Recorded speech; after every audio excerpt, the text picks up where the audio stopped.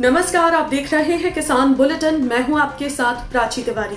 आइए जल्दी से नजर डाल लेते हैं खेती किसानी और गांव से जुड़ी आज की सबसे बड़ी सुर्खियों पर। किसान आंदोलन के विरोध में उतरे राजस्थान के गांव। 35 गांव के ग्रामीणों ने बैठाई महापंचायत। मध्य प्रदेश में स्थापित की जाएंगी ई मंडियां। किसान ऑनलाइन बेच सकेंगे अपनी फसलें।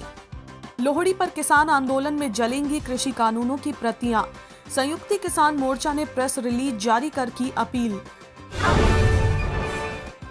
जहां एक तरफ देश भर के किसान दिल्ली की सीमाओं पर इकट्ठा होकर कृषि कानूनों के विरोध में आंदोलन कर रहे हैं, तो इसी के चलते सिर्फ दिल्ली ही नहीं बल्कि राजस्थान के अलवर जिले के शाहजहांपुर बॉर्डर पर भी कई किसानों ने NH 48 को जाम किया हुआ है। ऐसे में नेशनल हाईवे जाम करने वाले किसानों के विरोध में राजस्थान के कुल 35 गाँव के पंच पटेलों और व्यापारियों ने बीते रविवार को महापंचायत शुरू की है। इन सभी ने महापंचायत के जरिए नेशनल हाईवे को खाली कराने की मांग की है। यहाँ के स्थानीय लोगों का कहना है कि किसान आंदोलन की वजह से उनका रोजगार और काम चौपट हो रहा है, तो वहीं रास्ता बदलने की वजह से गांव में वाहनों की आवाजाही बढ़ गई है, जिससे आए दिन गांव में भी दुर्घटनाएं होने लगी हैं। इस महापंचायत का हिस्सा रहे 35 गांव के लोगों ने किसान आंदोलन पर न सिर्फ अपना विरोध जताया बल्कि उससे होने वाले नुकसानों की भी गिनती करवाई।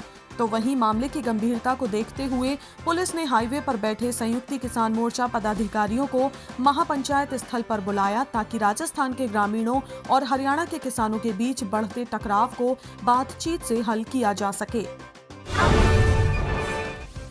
मध्य प्रदेश सरकार ने हाल ही में किसानों को उनकी उपज का सही दाम दिलाने के लिए जरूरी कदम उठाए हैं।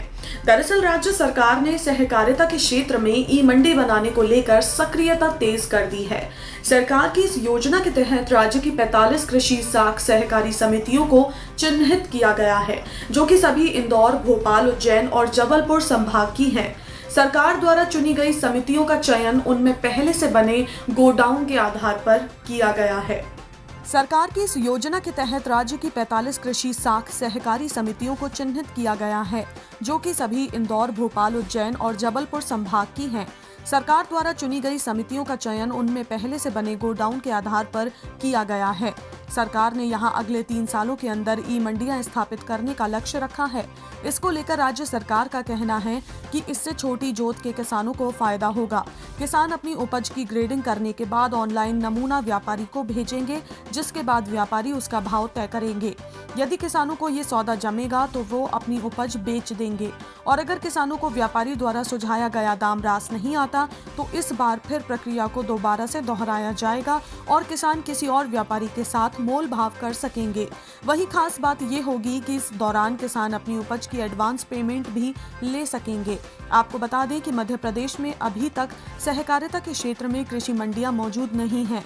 राज्य सरकार ने इन 45 समितियों की प्रोजेक्ट फाइल तैयार करवाकर सहकारी बैंकों में लोन मंजूरी के लिए भेज दिया है। साल 2023 तक इन मंडियों का निर्माण पूरा किया जाएगा।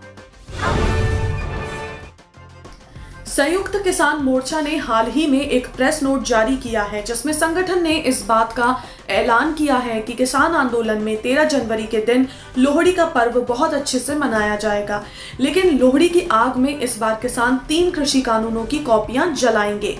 इसके अलावा प्रेस नोट में कहा गया है कि संयुक्त किसान मोर्चा द्वारा पंजाब बीजेपी के नेता हरजीत ग्रेवाल और सुरजीत जियाड़ी द्वारा किसानों के खिलाफ बयानबाजी लगातार जारी है। इन नेताओं ने मर्यादा पार करते हुए किसानों और इस आंदोलन को तोड़ने का दावा किया है।